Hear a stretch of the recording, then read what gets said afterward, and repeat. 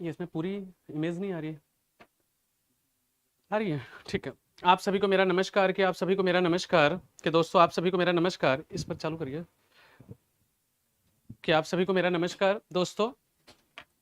Q3 IAS के platform पर मैं Manish Sharma MCQ master classes में आप सभी का स्वागत करता हूं। दोस्तों जो पहला यूनिट चल रहा था पहले अध्याय के अंदर का समय वेस्ट भी ना हो, कि 1 घंटे के अंदर आपका समय वेस्ट भी ना हो। दोस्तों पहला क्वेश्चन, कुछ क्वेश्चन ऐसे थे जो कल की कक्षा में रह गए थे, आज हम उनको पूरा कर लेते हैं। उसी के साथ साथ हम और आगे चलते रहेंगे कि और आगे चलते रहेंगे। दोस्तों जो प्रश्न आ चुका है आप जरा अपने स्क्रीन पर देखें। नंबर 1 जो भी नंबर ऑफ क्वेश्चन है, संविधान सभा से संबंधित निम्नलिखित कथनों पर विचार करें।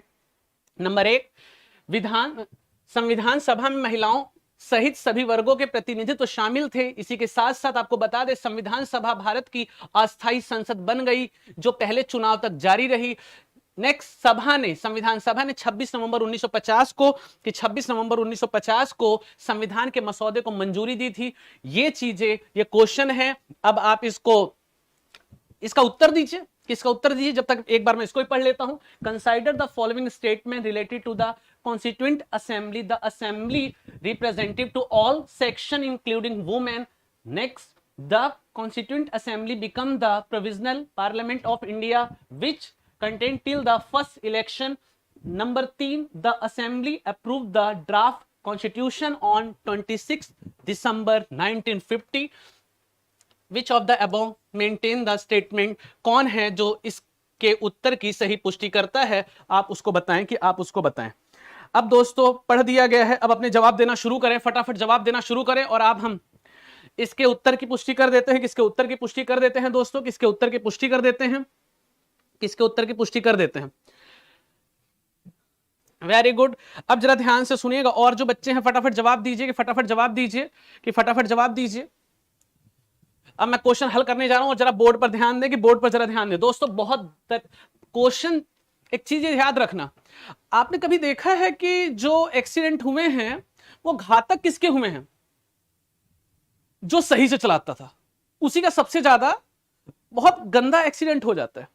तो कहने का मतलब क्या है, क्वेश्चन भले ही आसान होता है लेकिन आपको मैं बता दूं सारे क्वेश्चन जो तैयार करे गए हैं सोची समझी स्ट्रेटेजी से ही तैयार किए गए हैं। जरा ध्यान से सुनेंगे। यहां पर महिलाओं सहित सभी वर्गों के प्रतिनिधि शामिल थे। आपको पहले ही बता दें कि 1909, 1919, 1935 तक सांप्रदायिक निर्वाचन की बात करी गई थी और 1935 का जो अधिनियम था इसके अंदर जो सांप्रदायिक निर्वाचन प्रणाली थी उसका विस्तार कर दिया गया था और सभी वर्गों को शामिल कर दिया गया था, कि सभी वर्गों को शामिल कर, केवल महिलाओं को ही नहीं सभी वर्गों को शामिल कर दिया गया था। नंबर 1 पहला सही है कि पहला सही है? अब जरा देखिए कहां पहला नहीं है उसको आप गलत कर दीजिए। वो है आपका दूसरा, बी, ये गलत हो जाएगा। इसके बाद दूसरा पढ़ते हैं। संविधान सभा भारत की अस्थायी संसद बन गई थी जो पहले चुनाव तक जारी रहेगी, पहले चुनाव तक जारी रही। अब यहां पर जो डाटा आपका गलत हो रहा था वो आपको सही जानकारी का अभाव था जिसके कारण से ऐसा हो रहा था। दोस्तों ध्यान से सुनिएगा, ऑनलाइन में जितना बच्चा बैठा हुआ है दोस्तों बहुत ध्यान से सुनिएगा। बहुत महत्वपूर्ण लाइन में बोलने वाला हूं जो आपको सुनने और समझने दोनों की आवश्यकता पड़नी चाहिए। आपको बता दें 9 दिसंबर 1946 को पहली बैठक हुई, 11 दिसंबर 1946 को अगली बैठक हुई, 13 तारीख को नेहरू जी ने उद्देश्य प्रस्ताव रखा जो भारत के संविधान में प्रस्तावना के रूप में माना जाता है, लेकिन वो पास नहीं हुआ था। अगले दिन का मतलब अगले वर्ष 22 जनवरी 1947 को उसको पास कर दिया गया था। और इसी के साथ साथ आपको बता देते हैं, ध्यान से सुनिएगा, कहने का मतलब क्या था आप बताइए। जो भारत का पहला संविधान संशोधन हुआ था वो कब हुआ था? 1951 में हुआ था, कि 1951 में हुआ था। लेकिन जो लोकसभा की बैठक हुई, संसद की जो बैठक शुरू हुई तो 1952 में हुई थी। कहने का मतलब क्या था, भारत के संविधान की अगर बात करते हैं जो पहला अमेंडमेंट किया गया था 1951 में नेहरू कैबिनेट के द्वारा, तो उसकी हम बात आपको बता दें। पहला संविधान संशोधन जो हमारा किया गया था यह कॉन्स्टिट्यूएंट असेंबली के द्वारा, संविधान सभा के द्वारा दोस्तों किया गया था। आपको बता दें, ध्यान से सुनिएगा, नवंबर 1949 से जो हमारी संविधान सभा थी यह 2 रूपों में काम करती थी। एक तो जो संविधान सभा थी ये संविधान सभा के रूप में भी काम करती थी, कि संविधान सभा के रूप में भी काम करती थी। मान लीजिए 2 शिफ्ट, मॉर्निंग में संविधान सभा, संविधान के मसौदे से संबंधित बातों को किया गया, लेकिन बाद में पार्लियामेंट के रूप में भी काम करने लगती है, कि बाद में पार्लियामेंट के रूप में भी काम करने लगती है। यही संविधान सभा पहली बैठक या पहले चुनाव से पहले, या फिर हम कहते हैं 1949 से लेकर के पहले जो लोकसभा चुनाव जो 1951 में करवाए गए, 1951 में जनगणना हुई थी, 1952 में चुनाव हुआ था, तब तक यही संविधान सभा संसद के रूप में भी काम कर रही थी और इसी संसद का मतलब इसी संविधान सभा ने जो संसद के रूप में काम कर रही थी, इसी ने पहला संविधान संशोधन 1951 में कर दिया था। अब दूसरे कथन की बात करते हैं, संविधान सभा भारत की अस्थायी संसद बनी रही पहले चुनाव तक। बिल्कुल सही बात है दोस्तों कि पहला स्टेटमेंट तो सही ही है, पहला स्टेटमेंट सही है, दूसरा स्टेटमेंट भी सही है। अभी आपको बता दिया गया कि 1949 से संविधान सभा 2 शिफ्टों में काम करती थी। संविधान सभा 2 शिफ्टों में काम करती थी। संविधान सभा के अध्यक्ष तो राजेंद्र प्रसाद अध्यक्षता करते थे, लेकिन संसद की जो अध्यक्षता करते थे जीवी मावलंकर, गणेश वासुदेवाय मावलंकर करते थे दोस्तों, आपको बता दिया जाए। और यही संविधान सभा, मतलब कि यही संविधान सभा थी जिसने भारत में पहला संविधान संशोधन 1951 में किया था। यह बातें क्लियर हो जानी चाहिए। तो ये वाला जो कथन है कि पहले चुनाव तक जारी रही, ये बात बिल्कुल सही है कि ये बात बिल्कुल सही है। अगला स्टेटमेंट पर हम बात करते हैं कि अगले स्टेटमेंट की बात करते हैं। संविधान सभा ने 26 नवंबर 1950 को संविधान के मसौदे को मंजूरी दी। लेकिन एक बार हम तीसरे स्टेटमेंट को थोड़ा सा पढ़ लेते हैं, थोड़ा सा समझ लेते हैं, ताकि आपको इसके बारे में सही जानकारी मिल सके। अब जरा ध्यान से सुनिएगा, संविधान सभा ने 26 नवंबर 1950 को संविधान के मसौदे को मंजूरी दी थी।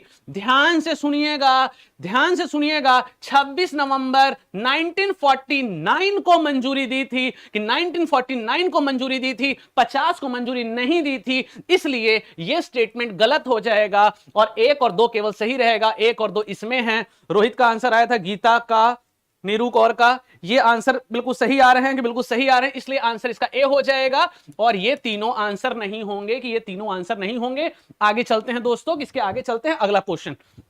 अगला क्वेश्चन आपकी स्क्रीन पर आ चुका होगा, जरा ध्यान से देखें और ध्यान से पढ़ें। भारत के संविधान के निर्माण के संबंध में नीचे लिखे गए कथनों में से कौन सा कथन या वाक्य सही है? नेहरू द्वारा उद्देश्यों के संकल्प ने संविधान के निर्माण को प्रभावित किया। नंबर 1, प्रस्तावना विभिन्न महत्वपूर्ण उद्देश्यों को पूरा करती है। भारत के लोगों ने संविधान का आदेश दिया था, निर्देशित किया था। जनता सीधे राज्य के प्रमुख को चुनती है या चुनाव करती है। प्रश्न आपके समक्ष पढ़ दिया गया है दोस्तों, उत्तर दीजिए कि उसका उत्तर दीजिए। एक बार मैं इसका भी रिवीजन कर लेता हूं। क्वेश्चन का आंसर दीजिए दोस्तों। In relation on the formation of the Constitution of India, which of the following statement are correct? Number 1, resolution of objective by Nehru affected the making of the Constitution. Number 2, preamble fulfill various important objective या aims.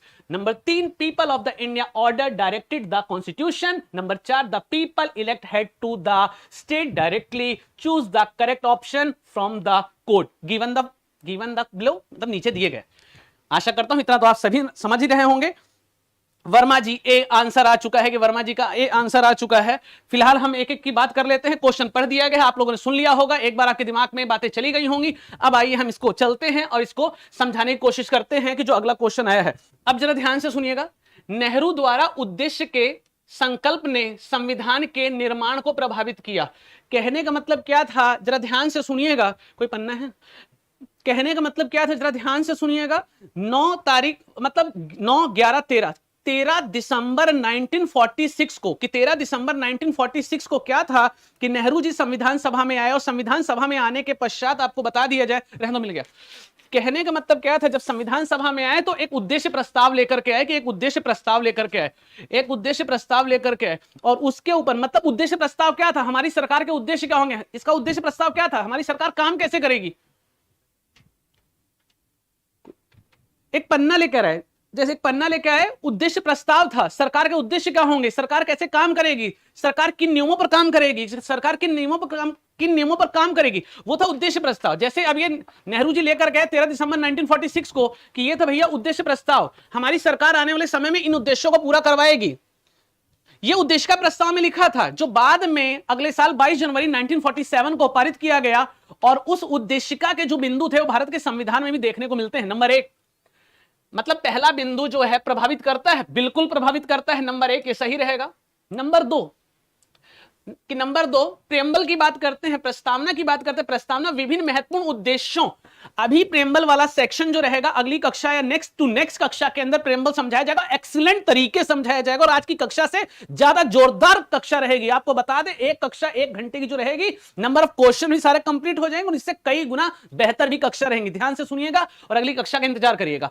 प्रस्तावना विभिन्न महत्वपूर्ण पहलुओं को पूरा करती। उद्देश्य आपको बता दें स्वतंत्रता, न्याय, समानता, बंधुत्व, ये उद्देश्य थे प्रस्तावना में, प्रेम्बल में साफ साफ लिखा हुआ है। तो प्रस्तावना के अंदर विभिन्न महत्वपूर्ण उद्देश्यों को पूरा कराने की बात करी गई है, बिल्कुल कही गई है, साफ साफ देखने को मिलता है। एक दो तो हैं। अब जरा देखिए, एक भी सही है, 2 भी सही है। अब देखिए एक यहां नहीं है इसलिए ये तो नहीं होगा। तीसरा देखते हैं, भारत के लोगों ने संविधान का आदेश दिया है। We the people of India, पहला स्टेटमेंट, हम भारत के लोग अभी आएगा वैसे, लेकिन इस स्टेटमेंट आपने पहले पढ़ा होगा, थोड़ा बहुत सुना होगा, थोड़ा बहुत समझा होगा। और आपको बता दें भारत के लोगों ने संविधान का आदेश दिया या निर्देश दिया था। तीसरा भी सही है। 1 2 3 देखिए कहां है, 1 2 3 ये सही है, 1 2 यहां नहीं इसलिए गलत हो गया है, यहां चारों हैं, मतलब चौथे को पढ़ने की आवश्यकता पड़ेगी। अगला है कथन, जनता सीधे राज्य के मुखिया का चुनाव करती है। राज्य के मुखिया का चुनाव, हेड ऑफ द स्टेट, राज्य के मुखिया का चुनाव, मतलब राज्य का मुखिया कौन है? राष्ट्रपति है। कहने मतलब क्या है, राष्ट्रपति को क्या जनता सीधा चुनती है? नहीं, जनता सीधे नहीं चुनती, बल्कि जनता के चुने हुए प्रतिनिधि चुनते हैं मुखिया को। मतलब चौथा क्या है? गलत है। और चौथा गलत होने का मतलब डी, ये नहीं होगा कि ये नहीं होगा, आंसर हो जाएगा ए। क्या आंसर हो जाएगा? ए। 1 2 3 याद रखिएगा कि 1 2 3 ये इसका आंसर हो जाएगा। बहुत सारे बच्चों का जो आंसर आया वो ए ए ए ए ए ए ए, तो इस तरीके से आंसर ये ए आ जाएगा कि आंसर ए आ जाएगा। अगले क्वेश्चन पर हम चलते हैं दोस्तों, आपकी स्क्रीन पर आ चुका होगा। भारतीय संविधान के निर्माण के लिए भारतीय संविधान सभा के कितने सत्र आयोजित किए गए? बहुत ही आसान क्वेश्चन है, जवाब दीजिए। 7 9 12 और 15। How many season of the Indian Constitution Assembly were the conduct for the formulation of Indian Constitution? 7 9 12 15 जो भी है इसका आप जवाब दीजिए, किसका जो भी है जवाब दीजिए। कोई बात नहीं, सॉरी और कुछ नहीं है। आंसर निकालिए इसका, कि आंसर निकालिए। ये बहुत ही आसान क्वेश्चन होते हैं, इनके आंसर दीजिए, फटाफट दीजिए। बिल्कुल सही बात है, 12 एक बच्चे का आंसर आ गया। 12 कहां है? ये सी है कि सी है? 24 जनवरी 1950 को लास्ट बैठक हुई थी। बिल्कुल सही बात है कि 24 जनवरी 1950 को लास्ट बैठक हुई थी, तो इसलिए इसका आंसर सी आ जाएगा। बाकी अभी तक किसी बच्चे का आया नहीं है, लगता है घर पर तैयारी नहीं करी है। कि अगली क्वेश्चन की तरफ हम चलते हैं, जरा ध्यान से सुनिएगा। संविधान सभा की संरचना से संबंधित निम्नलिखित कथनों पर विचार करें। क्या विचार करना है? नंबर 1, मुस्लिम लीग ने संविधान सभा की पहली बैठक का बहिष्कार किया और केवल 211 सदस्यों ने भाग लिया था। नंबर 1। नंबर 2, जो भी है आंसर आप दीजिएगा। यूपीएससी जर्नी, अभी बहुत लेट आए हो, कहां थे तुम? खाना नहीं खाया क्या तुमने? आज लेट आए हो, कल थोड़ा सा लेट हो गया तो आज तुम लेट। वाह, टाइम पर आओ बेटा। कहने मतलब क्या, भारत के विभाजन के बाद संविधान सभा की कुल संख्या घटकर 299 रह गई थी, जबकि मूल रूप से कैबिनेट मिशन योजना के तहत 389 निर्धारित करी गई थी। पढ़िए और इसका जवाब दीजिए। यूपीएससी जर्नी आंसर आ रहा है सी। फिलहाल जो भी आंसर है, और भी बच्चों का सी आना शुरू हो गया है। इस पर जरा हम बात कर लेते हैं, ध्यान से सुनिएगा। Consider the following statement related to composition of the constituent assembly. Number 1, first Muslim League boycott the first meeting of the assembly and only 211 member participate. Second, after of India total strength of the assembly come down to 299 as against 389 originally fixed under the cabinet mission plan. Which of the above maintained statement is are correct? A, B, C, D. Only 1, only 2. Both 1 and 2. Neither 1, neither 2. जवाब दीजिए। इसके अंदर answer जो आ रहा है सी में क्या है भाई? सी 1 और 2 दोनों सही हैं। आइए जरा एक बार फिर से देख लेते हैं दोस्तों, ध्यान से सुनिएगा। मुस्लिम लीग ने संविधान सभा की पहली बैठक का बहिष्कार किया था। दोस्तों जरा ध्यान से सुनिए, कल की कक्षा के अंदर आपको बताया गया था, बिल्कुल सही बात है, बहुत ध्यान से सुनिएगा। 1 मिनट फिर से मैं लेता हूं, जरा ध्यान से सुनिएगा। कहने का मतलब क्या है, बोर्ड पर देखिए, ऑनलाइन में जितना बच्चा बैठा हुआ एक्टिवेट है, बोर्ड पर देखे, सुनते रहे और समझता रहे। कहने का मतलब क्या है, कहने मतलब क्या है, कैबिनेट मिशन की रिपोर्ट के आधार पर 389 मेंबर की बात करी गई थी, नंबर 1। नंबर 2, पहली बैठक में 207 व्यक्ति ने हिस्सा लिया था, लेकिन आए थे 211 व्यक्ति, ये आपको कल समझाया गया था। और इसी के साथ साथ जब पाकिस्तान का विभाजन हुआ तो 299 सदस्य थे, और जो हस्ताक्षर किए गए थे वो 284 लोगों ने किए थे। ये बातें आपको कल की कक्षा में समझाई गई थी। टोटल जो मेंबर थे 389 लिए गए थे, 10 लाख पर एक लिया गया था, 40 करोड़ की आबादी थी, इसलिए 389 मेंबर लिए गए थे। 211 आए थे। मुस्लिम लीग पहली बैठक में नहीं आई थी, कि पहली बैठक के अंदर मुस्लिम लीग नहीं आई थी, मात्र 9 ही महिलाएं थी। और अंतिम बैठक जो हुई थी 24 जनवरी 1950 को, इस दिन महिलाओं की संख्या 15 थी। ध्यान रखिएगा, महिला सशक्तिकरण के नाम से आपको पता होगा 106वां अमेंडमेंट जो किया गया, 33% रिजर्वेशन लोकसभा और विधानसभाओं में कर दिया गया, और पहले से ही 73 और 74वां अमेंडमेंट के माध्यम से पंचायत और नगर पालिका के अंदर 33% रिजर्वेशन महिलाओं को दिया गया था। तो हो सकता है क्वेश्चन जोड़ मरोड़ करके पूछ ले कि हाँ भाई पहली के अंदर कितनी थी। पहली में 9 महिलाएं थी। संविधान सभा की जो पहली बैठक हुई थी 9 दिसंबर 1946 में 9 महिलाएं थी, लेकिन अंतिम जो बैठक हुई थी, लास्ट बैठक जो हुई थी, 12वीं बैठक हुई थी, उसमें 15 महिलाएं थी। ये भी ध्यान रखिएगा। 389 टोटल मेंबर थे। पहली बैठक में मुस्लिम लीग ने बहिष्कार किया था, 211 आए थे, 4 और चले गए थे, 207। आंसर 207 211 दोनों है। फर्स्ट प्राथमिकता 207 देंगे, क्योंकि बैठक में जो सहमति दी थी 207 लोगों ने दी थी प्रूफ के साथ। और इसी के साथ साथ जब भारत का विभाजन हो गया था 299 संख्या बची थी, और 284 लोगों ने 26 नवंबर 1949 को भारत के संविधान पर पहले व्यक्ति पंडित जवाहरलाल नेहरू थे, और अंतिम व्यक्ति डॉक्टर राजेंद्र प्रसाद ने हस्ताक्षर किए थे। ध्यान रखिएगा, और आशा करता हूं ये चीजें आपको समझ में आ रही होंगी। अब जरा ध्यान से सुनिएगा, ये चीजें इतनी समझा दी गई कि ये चीजें इतनी समझा दी गई। अब कहने मतलब क्या, मुस्लिम लीग ने संविधान सभा की पहली बैठक का बहिष्कार किया। आगे पढ़ लेते हैं। केवल 211 सदस्यों ने भाग लिया। बिल्कुल सही बात है, 211 सदस्य। अगर यहां 207 होता तो वो भी सही होता, ध्यान रखिएगा। 207 नहीं तो 211 यहां पर लगाया जाता है, ये भी ध्यान रखिएगा। किताबों के अंदर 207 211 दोनों लिखा होगा, विकिपीडिया इत्यादि में देखेंगे 211 मिल जाएगा। ड्यू की किताबों में देखेंगे तो वहां पर 207 मिल जाएगा। पहली प्राथमिकता 207 है, लेकिन 207 नहीं तो 211 लगाया जा सकता है, ये आपको पहले भी बताया जा चुका है। पहला सही है। दूसरा, भारत के विभाजन के बाद संविधान सभा की संख्या घटकर 299 हो गई। अभी कुछ समय पहले इस बात की पुष्टि करी गई है, आपको समझ में आ गया होगा। आगे चलते हैं। जबकि मूल रूप से कैबिनेट मिशन की योजना के तहत 389 मेंबर थे, 10 लाख पर एक, लगभग 40 करोड़ की आबादी, टोटल 389 मेंबर। मतलब ये सही है। पहला दूसरा सही है। पहला दूसरा है कहां? पहला दूसरा सी में है। आंसर बहुत सारे बच्चों का सी ही आया था। UPSC journey. आगे जरा देखते हैं, आगे चलते हैं दोस्तों कि अगले क्वेश्चन पर चलते हैं। जरा ध्यान से सुनिएगा। भारतीय राष्ट्रीय कांग्रेस ने पहली बार आधिकारिक तौर पर भारत के संविधान को बनाने के लिए एक संविधान सभा की मांग कब की थी? भारतीय राष्ट्रीय कांग्रेस ने, मतलब सीधा सीधा कांग्रेस ने पहली बार आधिकारिक तौर पर भारत के संविधान को बनाने के लिए संविधान सभा, मतलब कांग्रेस ने संविधान सभा को बनाने की बातें कब कही गई थी? जवाब दीजिए इसका। 34। मित्र जरा ध्यान से सुनिएगा, इसीलिए मैं कह रहा था कि डाटा को थोड़ा सा ध्यान से करिएगा। ऐसे क्वेश्चन होते हैं, अगर ये क्वेश्चन गलत होगा तो जीवन में दुख आ जाएगा। डाटा को थोड़ा सा ध्यान से सुनिएगा। फिर से जरा ध्यान से सुनिएगा। हमने कल बताया था 1934 में स्वराजवादी पार्टी के द्वारा एम एन रॉय ने इसकी मांग करी थी। 1940 के अंदर क्रिप्स, 1940 में अगस्त प्रस्ताव में भी इसकी बात करी गई थी। 1942 में क्रिप्स प्रस्ताव में भी बात करी गई थी। 1946 में कैबिनेट मिशन की रिपोर्ट पर इसका गठन कर दिया गया था। संविधान सभा का 389 मेंबर थे, ये ठीक है। लेकिन ध्यान रखिएगा 1934 है, इसका मतलब ये नहीं कि यही होगा। यहां पर ये नहीं कह रहा है कि स्वराजवादी पार्टी, यहां पर कांग्रेस की बात कर रहा है। कांग्रेस ने 1935 में बात करी थी, कि 1935 में करी थी। बिल्कुल सही बात है, डी आंसर एक बच्चे का आया है। ध्यान से सुनिएगा, कहने का मतलब क्या है, चीजों को थोड़ा सा, डाटा वाले क्वेश्चन भी रहते हैं, कई बार आ जाता है। अभी आपको बता दें, यूपी का जो पेपर है वो कब है? अभी बिहार का है, यूपी का है, यूपी का है। ध्यान से सुनिएगा, यूपी का पेपर जरूर एक्सटेंड कर दिया जाता है, आपको बताया दिसंबर में चला जाएगा। आज की आप न्यूज सुन लीजिए, जो आपको कक्षा में बताई जा रही है, अपडेट है, आने वाले समय में आपका न्यूज़पेपर में आ जाएगा। तो कहने का मतलब क्या है, क्वेश्चन ऐसे रहते हैं जो थोड़े से 27 अक्टूबर, कहने का मतलब क्या है, जरा ध्यान से सुनिएगा। कई जो क्वेश्चन डाटाबेस के रहते हैं, उन्हीं डाटा को थोड़ा सा महत्वपूर्ण उठाया जा रहा है, जो जरूरी है। परंपरागत जो प्रश्न है वो आपने सुने होंगे, थोड़े से एडवांस क्वेश्चन भी ध्यान रखिएगा।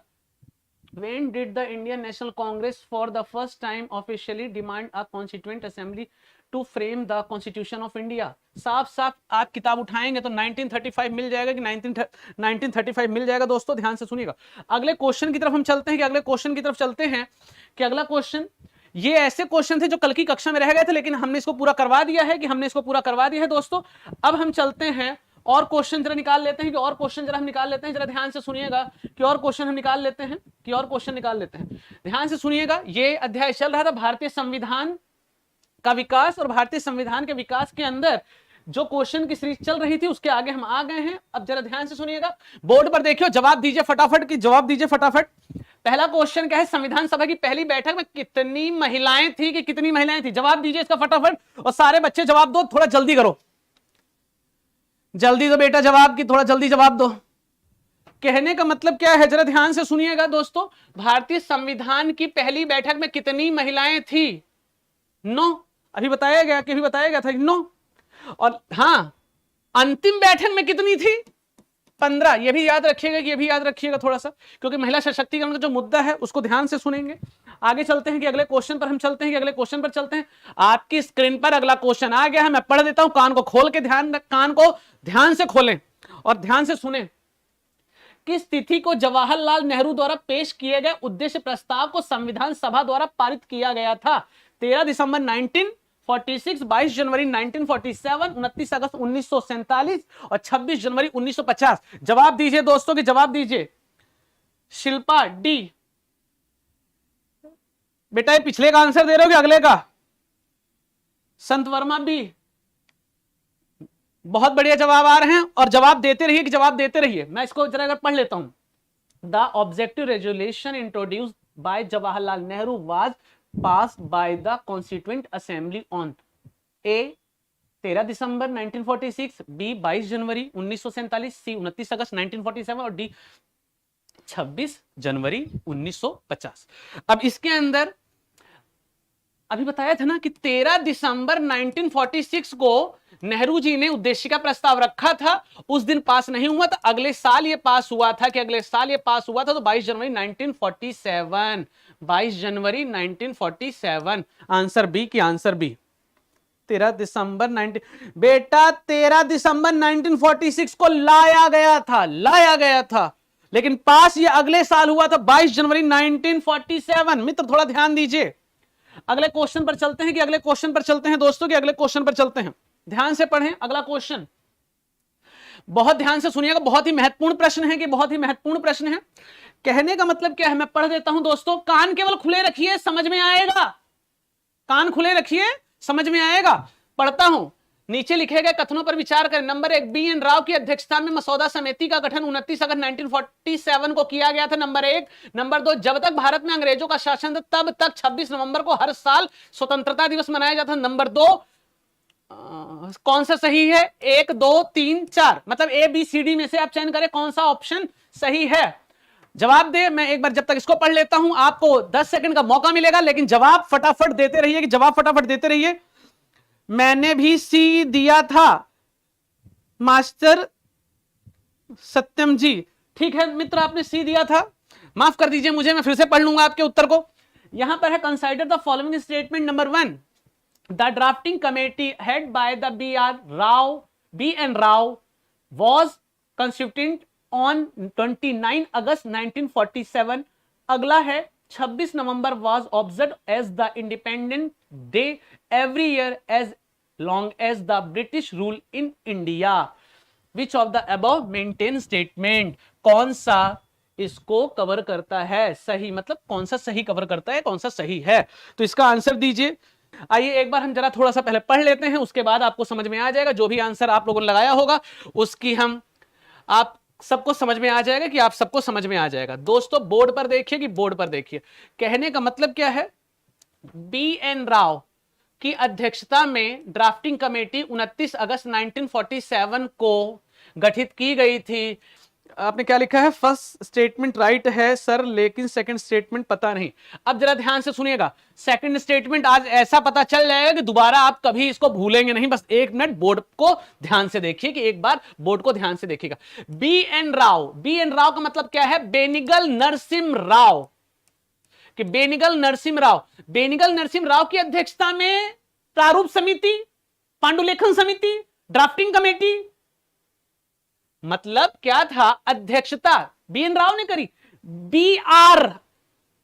भीमराव अंबेडकर ने करी थी, बी एन राव, बेनिगल नरसिम्हा राव ने नहीं करी थी। कल की कक्षा में समझाया गया था। बी एन राव जो थे, ध्यान से सुनिएगा, जो बी एन राव थे वो मतलब वो हमारे संवैधानिक सलाहकार थे, वो संविधान सभा के सदस्य नहीं थे। प्रारूप समिति के अध्यक्ष तो डॉक्टर भीमराव अंबेडकर बनाए गए थे, और डॉक्टर अंबेडकर की अध्यक्षता में 6 अन्य सदस्य भी थे। ध्यान से सुनिएगा, जो बातें बताई जा रही हैं उनको ध्यान से सुनिएगा, कहीं ना कहीं इन्हीं स्टेटमेंट के अंदर अगले प्रश्न का उत्तर भी समाहित है। ध्यान से सुनिएगा। नंबर 1 कहने मतलब B N Rau, B R या बी राव अंबेडकर नहीं है, ये बी एन राव है, बेनिगल नरसिम्हा राव है, जो संवैधानिक सलाहकार थे, संविधान सभा के सदस्य नहीं थे। ध्यान रखिएगा, पहला है गलत, ये तारीख ठीक है, आप तारीख पर मत जाइएगा, कॉन्सेप्ट पर ध्यान रखिएगा कि बी एन राव, बेनिगल नरसिम्हा राव नहीं थे अध्यक्ष ड्राफ्टिंग कमेटी के, ड्राफ्टिंग कमेटी के जो थे अध्यक्ष बी एन राव नहीं थे, डॉक्टर भीमराव अंबेडकर बनाए गए थे, ये ध्यान रखिएगा। नंबर 1 मतलब पहला तो गलत है, और पहला अगर गलत है तो एक और सी ये दोनों गलत हो जाएंगे, और अगर पहला गलत है ना तो 1 ना तो 2, एक तो इसमें भी है, सीधा आंसर दूसरा आ जाएगा। ये देखिए, इस क्वेश्चन को जरा देखिए, अगर दूसरा समझ में भी नहीं आ रहा था तो रोहित भाई जो भी थे आप, मुझे ध्यान नहीं आ रहा है क्या नाम है, लेकिन आपको बता दें, अगर ये एक स्टेटमेंट सही था तो एक स्टेटमेंट से आप सीधा इस पर चले जाते तो आंसर निकाला जा सकता था, कि आंसर निकाला जा सकता था। कहने का मतलब क्या था, पहला गलत है, पहला गलत है, पहला यहां पर भी गलत है, पहला यहां पर भी गलत है, ना तो 1 ना तो 2, कौन सा सही है, ना तो 1। अभी मान लीजिए, चलो अब एक आंसर रख लेते हैं, तो कहने का मतलब क्या है, ए और सी तो चला गया, बी और डी 2 बचे थे। दूसरा पढ़िए, जब तक भारत में अंग्रेजों का शासन था 26 नवंबर को हर साल स्वतंत्रता दिवस मनाया जाता था, कि स्वतंत्रता दिवस मनाया जाता था। बोर्ड पर देखिए मित्रों की, बोर्ड पर देखिए, आपको बता दें, ध्यान से सुनिएगा, जो ये बातें समझाई जा रही हैं अगले 1 मिनट के अंदर जो बातें बोली जाएंगी वो कम से कम 1.5 घंटे के लेक्चर में भी समझ में नहीं आता होगा। ध्यान से सुनिए और ध्यान से देखिए मैं कहना क्या चाहता हूं। कहने का मतलब क्या है दोस्तों, कि कहने का मतलब क्या है, जरा ध्यान से देखें। कहने का मतलब क्या है, आपको बता दें 29, आपको बता दें कि 1929 में कांग्रेस का कौन सा अधिवेशन हुआ था, लाहौर अधिवेशन हुआ था कि नहीं हुआ था, याद करिए, मत याद करिए, हम है ना, हम क्या करेंगे, तुम याद करोगे तो। बोर्ड पर देखो, कहने का मतलब क्या था, ध्यान से सुनिएगा, 1929 में कांग्रेस का अधिवेशन हुआ था, लाहौर अधिवेशन के नाम से जाना जाता है।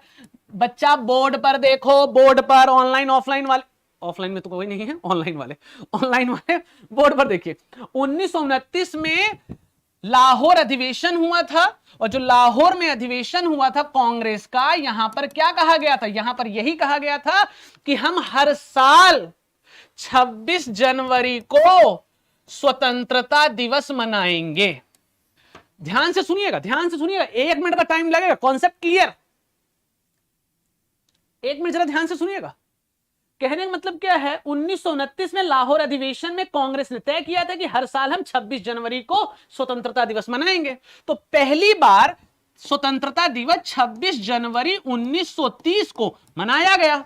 बेटा पढ़ाई ऐसे कि दिमाग में आग लग जाए, बोर्ड पर देखो, 1929 में लाहौर अधिवेशन में कांग्रेस ने तय किया था कि हम 26 जनवरी को हर साल स्वतंत्रता दिवस मनाएंगे। 1929 में कहा तो अगले साल 26 जनवरी 1930 को भारत ने पहली बार अपना स्वतंत्रता दिवस मना लिया था। नंबर 1 कि पहली बार भारत ने अपना स्वतंत्रता दिवस मना लिया था, नंबर 1। नंबर 2, 1930 में पहली बार 31, 32, 33, 34, 35, 36 1947 तक, 1946 तक हर साल 26 जनवरी को स्वतंत्रता दिवस मनाया गया था। और 1946 तक मतलब 1930 से 1946 तक हर साल 26 जनवरी को स्वतंत्रता दिवस मनाया गया था। लेकिन आपको बात बता दें, 15 अगस्त 1947 को भारत का संविधान हो जाता है, भारत हो जाता है आजाद, कि भारत आजाद हो जाता है 15 अगस्त 1947 को। वास्तविकता में स्वतंत्रता मिली 15 तारीख को, और हम मनाते चले आ रहे हैं 26 तारीख को। बेटा 1929 में, बोर्ड पर ध्यान रखिएगा बेटा, जीवन में दुख आ जाएगा, ध्यान से सुनना, कि ध्यान से सुनना, ध्यान से सुनिए, बहुत ध्यान से सुनिएगा। पॉलिटी का तोड़ नहीं होगा, आपको एक बात बता देता हूं। कहने का मतलब क्या है, 1929 में लाहौर अधिवेशन में कहा गया था कांग्रेस के द्वारा कि हर साल 26 तारीख को हम स्वतंत्रता दिवस मनाएंगे, और 26 जनवरी 1930 को पहली बार स्वतंत्रता दिवस मनाया गया था। हर साल स्वतंत्रता दिवस 26 जनवरी को मनाया जाता था 1930 से लेकर 1946 तक। यहां तक कि 1947 में भी 26 तारीख को स्वतंत्रता दिवस मना दिया गया था। लेकिन हमारा जो देश आजाद हुआ 15 तारीख को आजाद हुआ। 15 अगस्त 1947 को भारत का देश आजाद हो जाता है कि 15 तारीख को 15 अगस्त 1947 को देश को स्वतंत्रता मिल जाती है कि स्वतंत्रता मिल जाती है। अब यहां पे टेंशन एक और बढ़ जाती है, भाई हम स्वतंत्रता दिवस तो 26 जनवरी को मना रहे हैं और देश स्वतंत्र हुआ 15 तारीख को, तो स्वतंत्रता दिवस हम किसको मनाएं? 15 अगस्त को मनाएं, 26 जनवरी को मनाएं? 15 अगस्त को मनाएं कि 26 जनवरी को मनाएं? देश तो आजाद हुआ 15 तारीख को, तो वास्तविक डेट तो 15 स्वतंत्रता दिवस की 15 अगस्त हो गई। लेकिन दूसरी तरफ तर्क था कि जो इमोशन से नहीं खेल सकते ना, कई मानव होते हैं इमोशन से खेल जाते हैं, लेकिन संविधान सभा, कांग्रेस, करोड़ों लाखों लोगों की कुर्बानियां बहुत सारी दी थी। तो 26 जनवरी 1930 को जब पहली बार स्वतंत्रता दिवस मनाया गया, तो 26 जनवरी को लेकर के लोगों के मन में एक विश्वास, एक स्नेह, एक प्रेम, एक आदर्श स्थापित हुआ कि भाई 26 जनवरी को हम स्वतंत्रता दिवस मनाते हैं। लोगों की भावनाएं जुड़ गई 26 तारीख को, 26 जनवरी को, 26 तारीख नहीं 26 जनवरी, 26 जनवरी। लेकिन देश आजाद हुआ 15 अगस्त 1947 को। तो अब 26 जनवरी जो 1930 से अभी तक हम स्वतंत्रता दिवस मनाते चले आ रहे थे, 15 तारीख को देश आजाद हो गया। अब तिथि दो हो गई, 15 अगस्त को मनाए स्वतंत्रता दिवस या 26 जनवरी को मनाए स्वतंत्रता दिवस? किसको मनाए, 15 अगस्त या 26 जनवरी? किसको स्वतंत्रता दिवस मनाए? 26 जनवरी इसलिए नहीं छोड़ सकते हैं क्योंकि इसके साथ राष्ट्रीय आंदोलन के जितने लोग थे, कई आपको पता होगा भगत सिंह, सुखदेव, राजगुरु, बहुत सारे लोगों को फांसी भी दी जा चुकी थी, बहुत सारे लोगों ने कुर्बानियां भी दी थी, और इस तिथि को वो स्वतंत्रता दिवस के रूप में मनाते थे।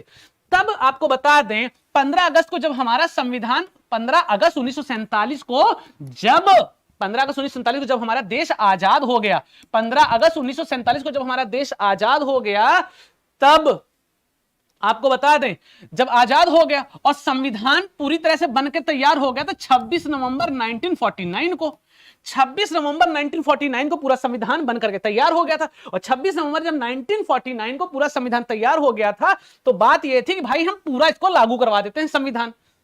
तो कहा गया नहीं, अभी इसको थोड़ा सा पेंडिंग रखते हैं। किसको पेंडिंग रखते हैं?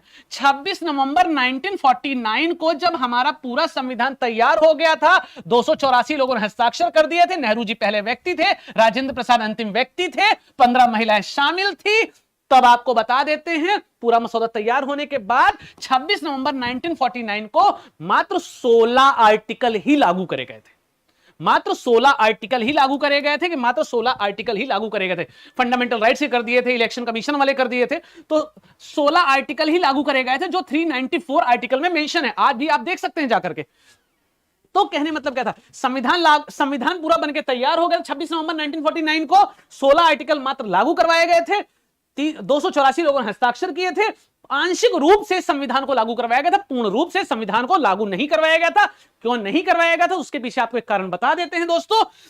26 नवंबर 1949 को बन गया था, लेकिन आपको बता दें उस दिन मात्र 16 आर्टिकल ही लागू करवाया गया था। बाकी सारा मतलब सारा आर्टिकल या पूर्ण संविधान पूरी तरीके से 26 जनवरी 1950 को लागू कर दिया गया कि पूरा संविधान 26 जनवरी 1950 को लागू किया गया। क्यों किया गया? 26 जनवरी को ही क्यों किया गया? 25 को कर देते। 26 जनवरी को 1930 से हम स्वतंत्रता दिवस मनाते चले आ रहे हैं। इस तिथि का महत्व कम ना हो जाए, इस दिन का महत्व कम ना हो जाए, इसलिए 26 जनवरी 1950 को पूरा संविधान लागू किया गया और 26 जनवरी 1950 को रिपब्लिक डे के रूप में, गणतंत्र दिवस के रूप में मनाया जाने लगा और 15 अगस्त स्वतंत्रता दिवस के रूप में मनाया जाने लगा। अब इस तथ्य की हम पुष्टि कर देते हैं। जो दूसरा तथ्य है दोस्तों, जरा ध्यान से सुनिए रोहित भाई, जो और है, दो भी रॉन्ग होगा ना, दो भी रॉन्ग होगा ना, नहीं होगा बेटा। ऋतुराज बोर्ड पर देखो, इतना समझाने के बाद मैं प्राण नहीं दे पाऊंगा। अब जरा समझो, जब तक भारत में अंग्रेजों का शासन था तब तक 26 नवंबर को हर साल, ध्यान से सुनिएगा, हर 26 नवंबर को हर साल स्वतंत्रता दिवस के रूप में मनाया गया। कहने का मतलब क्या था? ध्यान से सुनिएगा, 26 नवंबर को हर साल स्वतंत्रता दिवस मनाया गया। इसका उत्तर क्या है? जरा ध्यान से सुनिएगा दोस्तों, दो भी गलत होगा। बिल्कुल सही बात है कि दो भी गलत होगा। ऋतुराज बिल्कुल सही बात सर, स्टेटमेंट दो भी गलत होगा। बिल्कुल गलत होगा कि बिल्कुल गलत होगा कि बिल्कुल गलत होगा। ध्यान से सुनिएगा, 26 नवंबर नहीं होगा, यहां पर 26 जनवरी अगर मैं कर दूं तो ये सही हो जाएगा, तो ये भी गलत होगा कि ये भी गलत होगा, ध्यान से सुनिएगा। ओनली वन, बेटा इसमें आप लोग वन क्यों लगा रहे हो, यहां पूछा कौन सा सही है, यहां पर बी एन राव की वजह से गलत है और यहां पर नवंबर की वजह से गलत है। 26 जनवरी होना चाहिए था, 26 जनवरी को हर साल स्वतंत्रता दिवस, यही तो आपको बताया लाहौर 1929 से 1930 में हर साल मनाया जाता था, 26 जनवरी को मनाया जाता था। कि जरा ध्यान से सुनिएगा, कि जरा ध्यान से सुनिएगा, कि जरा ध्यान से सुनिएगा। अब जरा ध्यान से सुनिए, इसके आगे चलते हैं कि अगला क्वेश्चन जरा ध्यान से सुनिएगा कि 26 नवंबर 1949 को आंशिक रूप से भारत का संविधान लागू हो गया था, कि भारत का संविधान आंशिक रूप से लागू हो गया था। दोस्तों अगले प्रश्न में चलते हैं, इतना समय नहीं है। निम्नलिखित कथनों पर विचार करें। डॉक्टर राजेंद्र प्रसाद संविधान सभा के अध्यक्ष थे। HVR अयंगर मतलब संविधान सभा के महासचिव थे। SN मुखर्जी संविधान सभा के उपाध्यक्ष थे। उपयुक्त में से कौन से सही ढंग से मेल खाता है, आंसर दीजिए, जवाब दीजिए, कि जवाब दीजिएगा। Rajendra Prasad president of constituent assembly, ये तो सबको सही लग ही रहा होगा। जवाब दीजिए पहले, फिर हम पढ़ते हैं। जवाब दीजिए, कि जवाब दीजिए। आपको दोस्तों बता देते हैं घर पर जाकर के, ये तो आसान क्वेश्चन है। राजेंद्र प्रसाद संविधान सभा के अध्यक्ष थे कि अध्यक्ष थे। HVR अयंगर संविधान सभा के महासचिव से, देखिएगा बिल्कुल सही बात है, कि ये भी सही बात है, कि ये भी सही बात है। HN मुखर्जी संविधान सभा के उपाध्यक्ष, नहीं बेटा उपाध्यक्ष नहीं थे, कि उपाध्यक्ष ये नहीं थे, ध्यान रखिएगा। 1 2 3 1 2 1 2 1 2 ए इसका आंसर रहेगा, कि ए इसका आंसर है भावना शर्मा। ए अभी तक एक बच्चे का आया है, ये सही है कि सही है। गीता यादव, ए बिल्कुल सही बात है। आगे चलते हैं, ये क्वेश्चन ऐसे हैं जो थोड़ा सा डाटाबेस का है। आगे चलते हैं कि अगला चलते हैं, अगला क्वेश्चन पर चलते हैं। दोस्तों आपकी स्क्रीन पर आ चुका होगा, पढ़ते हैं। 1946 में संविधान सभा के एकमात्र कम्युनिस्ट सदस्य कौन था? ठाकुरदास भार्गव, सोमनाथ लहरी, श्री प्रकाश, MR जयकर। पढ़े बच्चा कि पढ़े। Who among the following was the sole communist member in the Constituent Assembly 1946? Bhargava, Somnath लहरी, श्री प्रकाश या जयकर? जवाब दीजिए, कि जवाब दीजिए। ये गलत नहीं होना चाहिए दोस्तों, कि ये गलत नहीं होना चाहिए, ध्यान से सुनिएगा। अरे बेटा कम्युनिस्ट सदस्य एक ही थे और उनका नाम था, जवाब दीजिए पहले, कि जवाब दीजिए, कि जवाब दीजिए। टाइम नहीं खराब करते हैं। सोमनाथ लहरी इसका आंसर रहेगा, कि सोमनाथ लहरी इसका आंसर रहेगा। आगे चलते हैं, कि आगे चलते हैं। अब जरा ध्यान से सुने, कि अब जरा ध्यान से सुने, अगले क्वेश्चन की तरफ हम चलते हैं, कि अगले क्वेश्चन की तरफ इशारा करते हैं। भारतीय संविधान की ड्राफ्टिंग कमेटी के अध्यक्ष कौन? अरे ये ठीक है। भारतीय संविधान की प्रारूप समिति के अध्यक्ष कौन थे? भीमराव अंबेडकर, राजेंद्र प्रसाद, सच्चिदानंद Sinha, Rajagopalachari. Who was the chairman of the drafting committee of the Indian Constitution? सभी बच्चे इस क्वेश्चन का जवाब दो, कि सभी बच्चे इस क्वेश्चन का जवाब दो, कि सही बच्चे इस क्वेश्चन का जवाब दो। जल्दी करो, कि जल्दी करो, जवाब दो इसका फटाफट, कि जवाब दो। सभी लोग जवाब दीजिए, गिने चुने मानव नहीं, जितने बैठे हैं एक्टिव हैं सारे फटाफट जवाब दीजिए दोस्तों, कि इसका जवाब दीजिए फटाफट। गीता यादव, एक्सीलेंट, बिल्कुल सही बात है, डॉक्टर भीमराव अंबेडकर की। डॉक्टर भीमराव अंबेडकर आप सभी को पता होगा। संविधान सभा द्वारा गठित मौलिक अधिकार, हाँ ध्यान से पढ़िए क्वेश्चन और ध्यान से जवाब दीजिएगा, कि ध्यान से क्वेश्चन पढ़े, ध्यान से जवाब दे। संविधान सभा द्वारा गठित मौलिक अधिकारों और अल्पसंख्यकों पर सलाहकार समिति के अध्यक्ष कौन थे? जवाब दीजिए, कि जवाब दीजिए। जिसका जीवन में दुख आया था, जवाब दो। Who was the chairman of advisory committee on fundamental rights and minorities constituted by the constituent assembly? Pandit Nehru, Sardar Patel ji, BN Rau या अंबेडकर जी? जवाब दीजिए, कि जवाब दीजिए दोस्तों, कि जवाब दीजिए, कि जवाब दीजिए। अल्पसंख्यक मौलिक अधिकारों और अल्पसंख्यकों के सलाहकार जो थे वो थे सरदार पटेल, कि सरदार पटेल इसका आंसर रहेगा बी, किसका आंसर रहेगा बी, किसका आंसर रहेगा बी, किसका आंसर रहेगा बी। आगे चलते हैं, कि आगे चलते हैं दोस्तों, कि आगे चलते हैं। अब जरा ध्यान से सुनिएगा, अगला क्वेश्चन आ गया है आपकी स्क्रीन के ऊपर। भारतीय मतलब संविधान सभा की मसौदा समिति के कितने, मतलब पढ़िए, जरा पढ़िए इसको फटाफट पढ़िए, पढ़िए इसका आंसर दीजिए। 7 6 5 4 मतलब 4 5 6 7 आंसर दीजिए इसका आंसर। मतलब संविधान सभा की मसौदा समिति के कितने अन्य सदस्य डॉक्टर भीमराव अंबेडकर के अधीन थे? How many other member of the drafting committee of the constituent assembly were under doctor B R Ambedkar 7654 ABCD में से कौन सा है? जवाब दीजिए कि कौन सा है, जवाब दीजिए। हाँ, अरे आप क्वेश्चन का जवाब दीजिए। क्वेश्चन का मतलब क्या कह रहा है? ड्राफ्टिंग कमेटी में अंबेडकर के अतिरिक्त या अंबेडकर जी के अधीन कितने थे? तो टोटल भी बताया था 7 थे, अंबेडकर जी 1 हो गए, कितने बचे? 6, तो 6 आ गया बी। खत्म हो गई बात कि खत्म हो गई बात। आगे चलते हैं कि आगे चलते हैं, जरा ध्यान से सुनिएगा। सारे आसान आसान क्वेश्चन लगा दिए हैं, कोई बात नहीं, जरा ध्यान से सुनिएगा, जवाब दीजिए इसका। संविधान के गठन के समय संवैधानिक सलाहकार कौन था? कि संवैधानिक सलाहकार कौन था? जवाब दीजिए फटाफट। UPSC journey MS Sharma. ये कहां लिखा है संवैधानिक सलाहकार? अरे ये कब आ गए? ऋतुराज सी, BN Rao. UPSC journey Neeru Kaur सी। जवाब दो दोस्तों, जवाब दिया करो। अब तो ऐसे क्वेश्चन अभी रखे हैं बीच में थोड़े से एक दो कि कम से कम जवाब दे सके आप लोग, कि जवाब दे सके, जवाब देते रहा करो, स्वास्थ्य ठीक रहेगा, बोलने की इच्छा जागृत होगी। तो कहने मतलब क्या है? Who was the constituent adviser, constitutional adviser at the time of the formation of the constitution? Doctor Bhimrao Ambedkar, Rajendra Prasad Rao. सबका आंसर मुझे पता है, संवैधानिक सलाहकार आपको पहले ही बता दिया गया था, BN राव थे, बेनिगल नरसिम्हा राव थे। इसका जवाब बिल्कुल सबका सही है। आगे चलते हैं कि आगे चलते हैं कि आगे चलते हैं दोस्तों, कि आगे चलते हैं। राष्ट्रीय ध्वज समिति के अध्यक्ष कौन थे? इसका जवाब दे दीजिए, उसके बाद अच्छे प्रश्न और आ जाएंगे। ये तो एक एक लाइन के थे और अच्छे प्रश्न आ जाएंगे। इसका जवाब दीजिए, राष्ट्रीय ध्वज समिति के अध्यक्ष कौन थे? सभी बच्चे ध्यान रखिएगा, एक्टिव तो हैं, लेकिन क्वेश्चन का जवाब सोच के दीजिएगा। एक लाइन का ही है लेकिन इतने आसान नहीं है। जवाब दीजिए कि जवाब दीजिए। Who was the chairman of the national flag committee?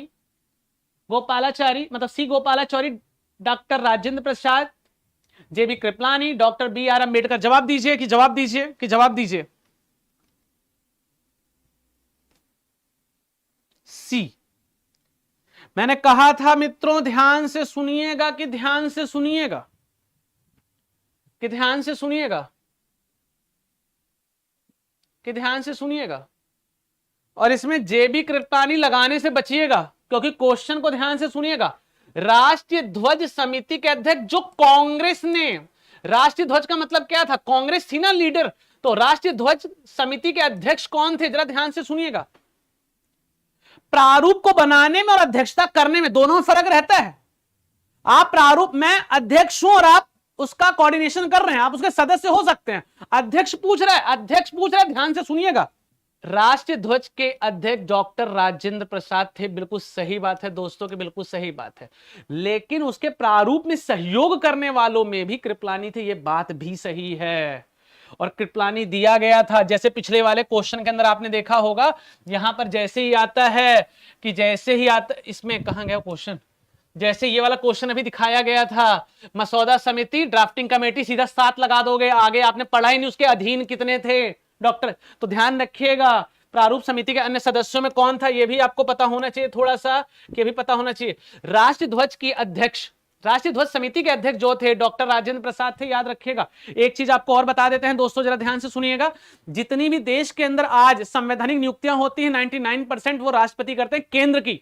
और केंद्र की सभी राष्ट्रीय वास्तविक अध्यक्षताएं, संवैधानिक राष्ट्रपति वास्तविक अध्यक्षताएं प्रधानमंत्री करते हैं। यह भी ध्यान रखिएगा कि अभी ध्यान रखिएगा। अब थोड़े से हम एक आध क्वेश्चन हल्के लेकर के फिर थोड़े से टफ क्वेश्चन पर आ जाएंगे, थोड़े से टफ क्वेश्चन पर आ जाएंगे। भारत का संविधान कब पूरा हुआ? जवाब दीजिए। The Constitution of India was completed on January 26, 1950, November 26, 1949, February 11, 1948. None of the above is the correct. उपरोक्त में से कोई भी सही नहीं है। जवाब दीजिए कि जवाब दीजिए। शिवम श्रीवास्तव ए, 26 जनवरी 1950। ये बेटा जवाब दे रहे हो, बिल्कुल सही बात है, जवाब दीजिए, लेकिन सही से जवाब दीजिए कि सही से जवाब दीजिए।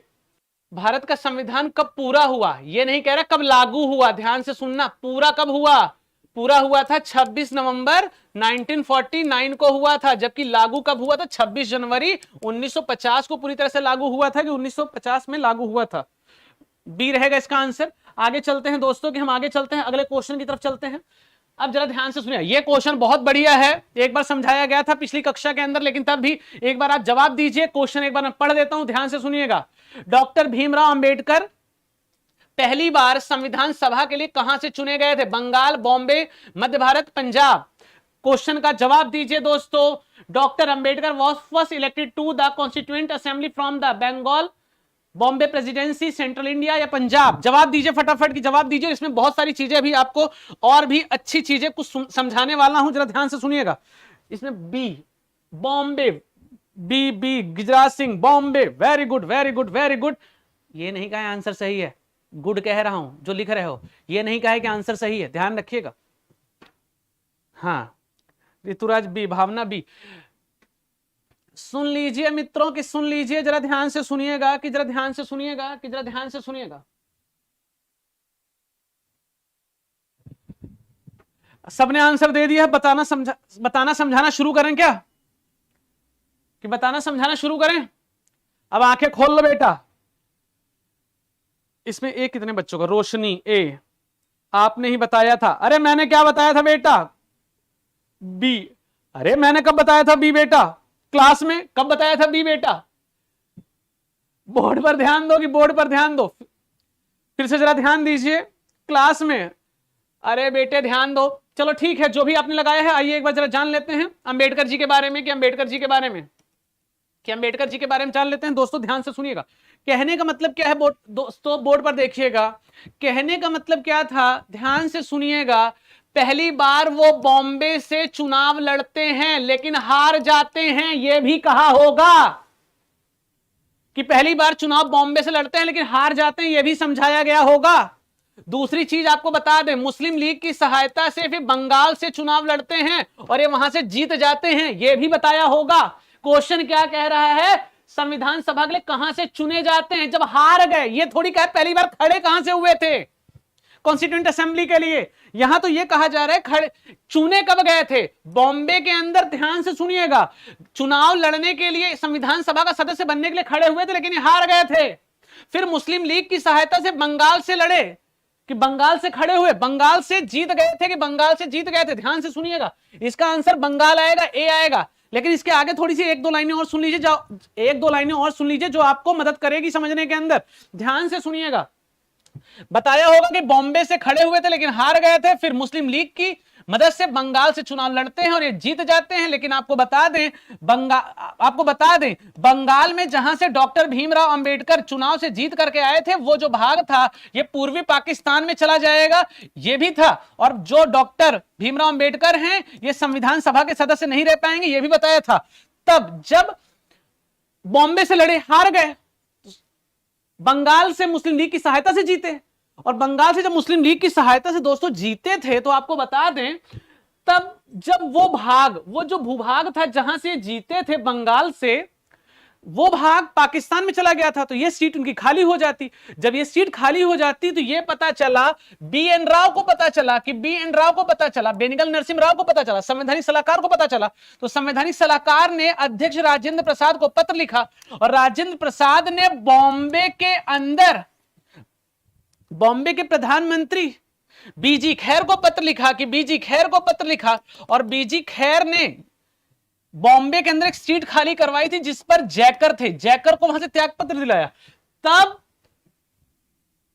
अंबेडकर जी को बॉम्बे से जैकर की सीट पर बैठाया गया। यहां पर 3 आंसर थे, ध्यान से सुनिएगा। आंसर लगाना क्या था वो आपको पता होना चाहिए दोस्तों। लगाना क्या था यहां पर? सॉरी डी, ये कौन है? अच्छा सॉरी, वेरी गुड। ध्यान से सुनिएगा, यहां पर पहली बार कहां से लड़े थे? तब बॉम्बे आता। जीते कहां से हैं? बंगाल आया। पाकिस्तान के विभाजन के पश्चात कहां से इनको खड़ा किया गया? बॉम्बे से, जैकर की सीट पर। याद रखिएगा, ये चीजें छोटी छोटी हैं, लेकिन दोस्तों आपको पता होनी चाहिए कि ये छोटी छोटी जो चीजें रहती हैं ये आपको पता होनी चाहिए। आइए अब थोड़े से बड़े प्रश्नों पर भी हम चलते हैं, कि बड़े प्रश्नों पर भी चलते हैं। ध्यान से सुनिएगा। कहो तो एक प्रश्न ऐसा और पूछ लें, दिमाग की नसें हिल जाएगी दोस्तों।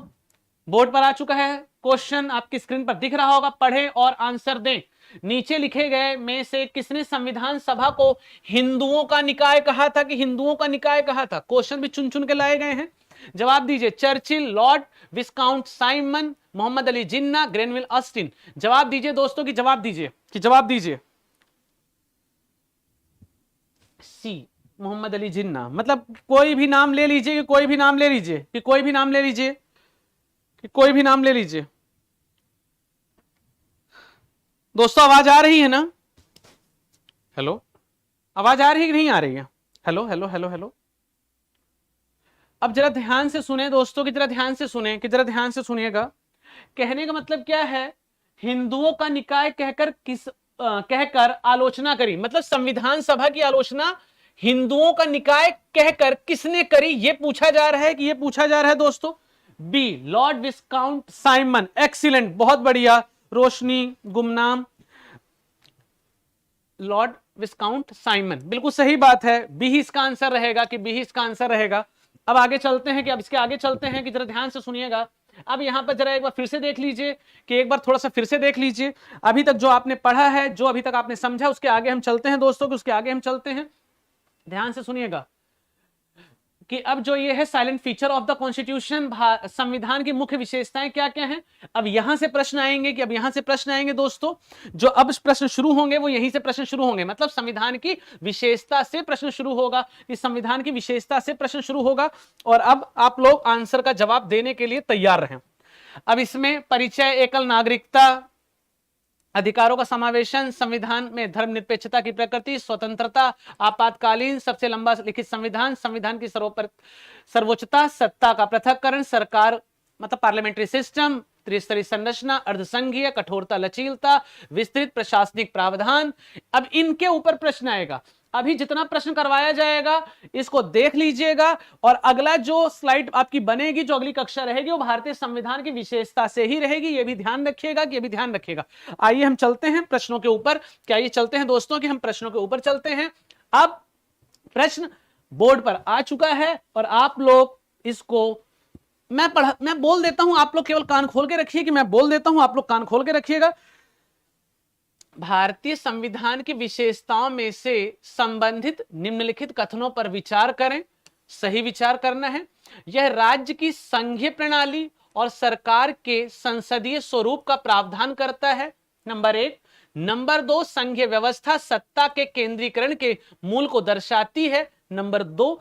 नंबर 3, संसदीय सरकार मतलब पार्लियामेंट्री सिस्टम का जो फंडा है, मूल सिद्धांत विधायिका के प्रति कार्यपालिका का उत्तरदायी है। उपयुक्त में से कौन सा कथन सही है? ए सही है, बी सही है, सी सही है, डी सही है। डॉक्टर राजेंद्र प्रसाद। मित्रों अब इस प्रश्न पर आ गए हैं, इसको जरा सुनिए, कि इसको जरा सुनिए और इसको आप जवाब दीजिए। मैं जरा एक बार इसको ही पढ़ लेता हूं। Consider the following statement related to feature of Indian constitution. Number 1, it provides for a federal system of state and parliamentary form of government. Number 2, federal system reflect the value of centralization of power. C, the core principle of parliamentary government is the responsibility of the executive to the legislature. Which of the above maintained statement are correct?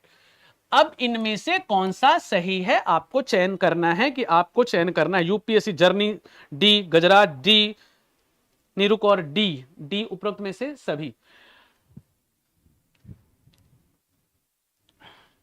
जवाब देने के लिए बहुत बहुत शुक्रिया, बहुत बहुत बेहतर प्रयास था, लेकिन हमने ये नहीं कहा कि आंसर किसी का सही है गलत है। आइए एक कथनों की जरा हम चर्चा कर लें, उसके बाद आपको समझ में आ जाएगा, कि उसके बाद आपको समझ में आ जाएगा। ध्यान से सुनिएगा।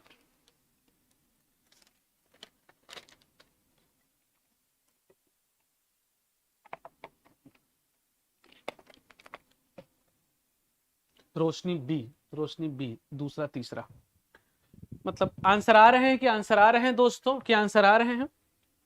खेल खेल में पढ़ना सीख जाएंगे। आइए जरा थोड़ा सा देख लेते हैं। पहले बोर्ड पर देखिए, कि बोर्ड पर देखिए दोस्तों, कि बोर्ड पर देखिए।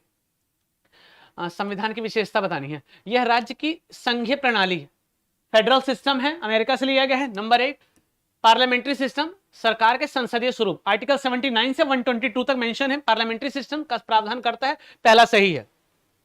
अब पहला सही है, सही पूछ रहा है, जहां एक नहीं है पहले उसको आप खत्म कर दीजिए। तो एक अगर सही है, देखिए कई बार आपको बता दें मित्रों, कि कई बार जब आप पढ़ते हैं ना, सब मत पढ़िए। पहला पढ़िए, कूट पर आ जाइए, दूसरा पढ़िए, कूट पर आ जाइए, तीसरा पढ़िए, कूट पर आ जाइए। और आपको यह भी बता दें, पहला पढ़ने के बाद 50% आंसर, नहीं, दूसरा पढ़ने के बाद 90% तक तो आप पहुंच ही जाएंगे, आगे पढ़ने की आवश्यकता पड़ेगी ही नहीं। लेकिन फिर वही, हम इंडियन हैं, आदत से मजबूर है, पैसा दिए हैं, पूरा पढ़ेंगे। तो कहने मतलब एक बार जरा देख लेते हैं। पहला कथन सही है और पहला जहां पर है वो सही है। पहला, अभी सही का मतलब क्या है, उनको हम सही की संभावना में रखते हैं। एक एक और उपरोक्त सही, यहां पर भी एक है, मतलब आंसर बी तो नहीं होगा, कि आंसर बी तो नहीं होगा, कि आंसर बी तो नहीं होगा। बी कितने लोगों ने दिया है, कि बी कितने लोगों ने दिया है, कि बी जीवन में दुख कम होगा। ध्यान से सुनिएगा कि जीवन में दुख कम होगा। तो कहने का मतलब क्या है, पहला सही है, और पहला सही होने का मतलब क्या है, पहला ए में है, सी में है और डी में है, मतलब बी तो नहीं होगा, ये तो बात क्लियर हो गई। नंबर 2, संघीय व्यवस्था में सत्ता के केंद्रीयकरण के मूल को दर्शाया गया है, मतलब सत्ता के केंद्रीयकरण को दर्शाया गया नहीं। संविधान की 7वीं अनुसूची, संघ सूची, राज्य सूची, समवर्ती सूची की यदि आप बात करेंगे तो भारतीय संविधान की 7वीं अनुसूची में संघ सूची, राज्य सूची, समवर्ती सूची का प्रावधान मिलता है दोस्तों। मतलब संघीय व्यवस्था में शक्तियों का सत्ता का बेटा विभाजन है, विभाजन है, केंद्रीयकरण नहीं है। शौक लगा, शौक लगा, शौक लगा, शौक लगा, लगा ना। सत्ता का केंद्रीकरण नहीं है, विकेंद्रीकरण है। एक ही लाइन में आपको समझाने की कोशिश की जा रही है। संविधान की 7वीं अनुसूची में संघ सूची, राज्य सूची, समवर्ती सूची, शक्तियों का विभाजन है या केंद्रीकरण है? तो किसने इसको लगाया है, किसने इसको लगाया है? आंसर तो आ चुका होगा। अच्छा, डिलीट भी हो जाता है, वाह वाह, बहुत बढ़िया, वाह, बहुत अच्छे, डिलीट भी कर देते हैं। सत्ता का केंद्रीकरण दूसरा गलत है। अब देखिए बोर्ड पर देखो, दूसरा जहां है उसको आप गलत करो, दूसरा गलत है, दूसरा यहां है, ये भी गलत हो गया। दूसरा ये तो गलत था, दूसरा मतलब उपरोक्त में सभी, दूसरा यहां ये भी गलत हो गया। दूसरा जैसे ही गलत हुआ, ए गलत हो गया, बी गलत हो गया, डी गलत हो गया, सी अपने आप सही हो गया, तीसरा सही हो गया ना। बचता तो यही बेटा, कूट का भी तो सहारा लोगे, क्योंकि कई ऐसे स्टेटमेंट होंगे जो समझ में नहीं आएंगे। मैं समझा रहा हूं इसको, लेकिन कूट का सहारा लीजिए। एग्जाम हॉल में बैठ करके अगर क्लियरिटी हो गई है कि हाँ ये सही है, पहला सही है, कूट पर आ जाओ, दूसरा सही है, गलत है, कूट पर आ जाओ, 95% आंसर आ जाएगा। पहला मतलब दूसरा गलत था तो दूसरा यहां पे था, दूसरा यहां पर था, दूसरा यहां पर था, तो ये तीनों गलत हो गए, आंसर सी आ जाएगा, कि आंसर सी आ जाएगा। लेकिन तीसरा मास्टर, मुझे तीसरा समझ नहीं है, मेरा तो गलत हो गया, इसको पढ़ो, मैंने अपना 1 घंटा यहां पर दिया है, तीसरी लाइन मुझे समझ में आनी चाहिए, तो समझ लेते तीसरी लाइन क्यों गलत है, या पढ़ लेते हैं। ध्यान से सुनिएगा। संसदीय सरकार का मूल सिद्धांत विधायिका के प्रति कार्यपालिका का उत्तरदायित्व है, कि कार्यपालिका का उत्तरदायित्व है। अब जरा ध्यान से सुनिएगा, यहां पर थोड़ा सा आप ध्यान से सुनिएगा। कहने का मतलब क्या है, विधायिका, विधायिका आपको समझाई गई होगी, पता होगा कि लोकसभा और राज्यसभा को मिला करके विधायिका बनती है। विधायिका किसे कहते हैं? अब संसद क्या है, तो संसद कितने अंग हैं? लोकसभा, राज्यसभा, राष्ट्रपति। दुनिया को पता है, आपको ही पता होगा, क्योंकि आप पढ़ने वाले अच्छे बच्चों में एक विद्यार्थी हैं। कभी कभी तो आपने पढ़ा ही होगा, और नहीं तो आपको इतनी बातें तो समझ में आती ही होंगी कि आर्टिकल 79 से लेकर के 122 तक पार्लियामेंट्री सिस्टम का प्रावधान है। ये तो ये भी समझ में आया होगा कि संसद के 3 अंग होते हैं, राज्यसभा, लोकसभा, राष्ट्रपति, उच्च सदन राज्यसभा, निम्न सदन लोकसभा और राष्ट्रपति।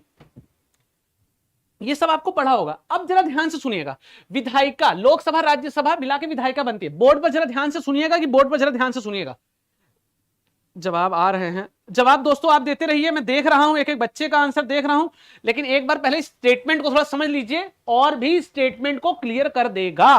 कहने का मतलब क्या है दोस्तों, आपको बता दें कि जरा ध्यान से सुनिएगा। कहने का मतलब क्या है, ये जो लोकसभा है इसी को हम कहते हैं विधायिका। क्या कहते हैं बच्चे?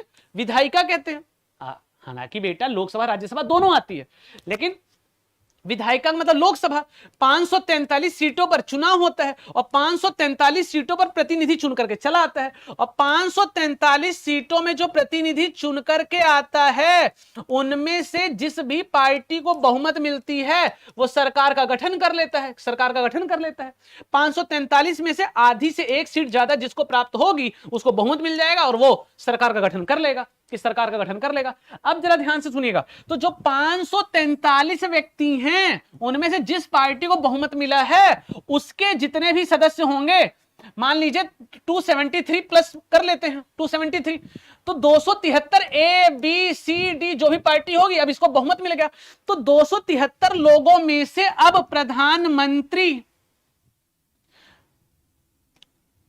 मिनिस्ट्री ऑफ पार्लियामेंट तो सब हैं, संसद तो सभी हैं, लेकिन जो मंत्रालय दिए जाएंगे दोस्तों वो मंत्रियों को दिए जाते हैं, मंत्रियों को दिए जाते हैं, और वही मंत्री कार्यपालिका का भाग है, कार्यपालिका का भाग है। मतलब विधायिका, लोकसभा जो पूरी की पूरी संसद, लोकसभा में जो पूरे के पूरे सदस्य हैं ये विधायिका कहलाते हैं, और 543 लोगों में से कार्यपालिका का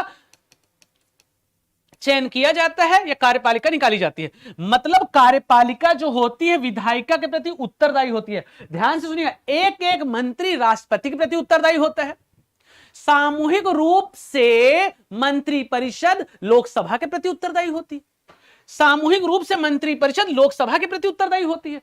तो विधायिका से कार्यपालिका, मतलब कार्यपालिका के सदस्य विधायिका के प्रति उत्तरदायी हैं।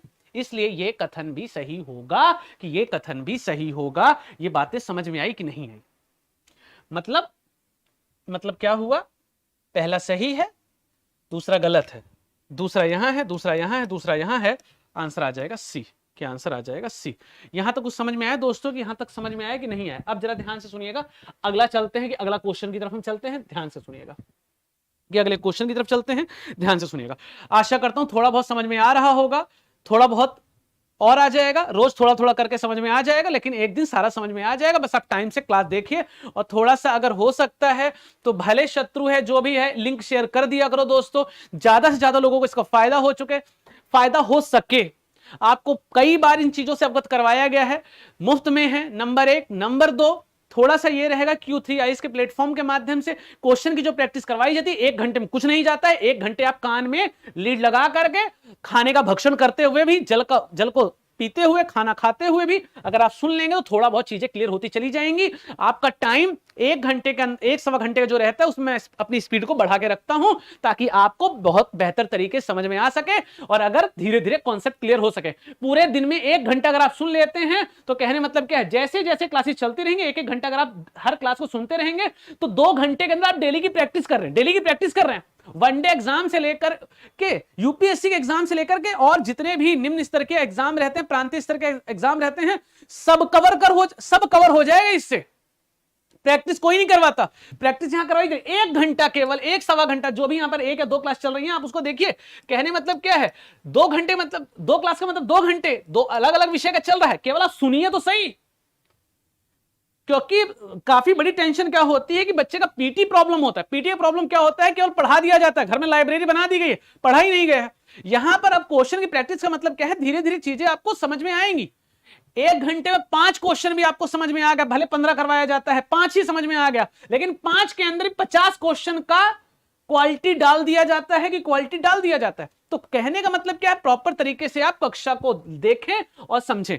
अब जरा ध्यान से सुनिएगा, आइए चलते हैं अगले क्वेश्चन की तरफ। कि अब चलते हैं दोस्तों कि अगले क्वेश्चन की तरफ चलते हैं, कि अगले क्वेश्चन की तरफ चलते हैं। ध्यान से सुनिएगा कि अगले क्वेश्चन की तरफ चलते हैं, ध्यान से सुनिएगा। Consider the following statement regarding inclusion of fundamental rights in the constitution of India. First, it aimed to ensure political democracy. These rights are absolute in nature. Which of the above maintained statement is या are correct? First, second, third, fourth जो भी है आप लगाइए। कहने मतलब क्या है, भारत के संविधान में मौलिक अधिकारों को शामिल करने के संबंध में नीचे लिखे गए कथनों पर विचार करें। इसका उद्देश्य राजनीतिक लोकतंत्र को बढ़ाना था। यह अधिकार प्राकृतिक रूप में निरपेक्ष है कि प्राकृतिक रूप में निरपेक्ष है। 1, 2 मतलब ABCD आंसर दे, जवाब दे, और फटाफट जवाब दे कि फटाफट जवाब दे। सर इनका PDF कब मिलेगा? जरूर मिलेगा, थोड़ा सा रुक जाइए। 100% मिलेगा कि 100% मिलेगा, और बेहतर तरीके से आपको यहां पर आप देख रहे होंगे साइड पर नंबर आ रहा होगा 84485। आगे जो इसमें नंबर आ रहा है दोस्तों, इस पर आप फोन कर सकते हैं, जो भी रहेगा उठाएगा, आप उनसे अपना रिक्वेस्ट जो भी आप भेज सकते हैं और वो आपको सेंड करवा देंगे। टेंशन मत लीजिए, ठीक है। क्वेश्चन का जवाब दीजिए गजराज जी, जवाब दीजिए, इसका जवाब दो, जवाब फटाफट कि जवाब दो, कि जवाब दीजिए, कि जवाब दीजिए दोस्तों, इसका जवाब दीजिए। इसका जवाब क्या आया है आप लोगों के पास?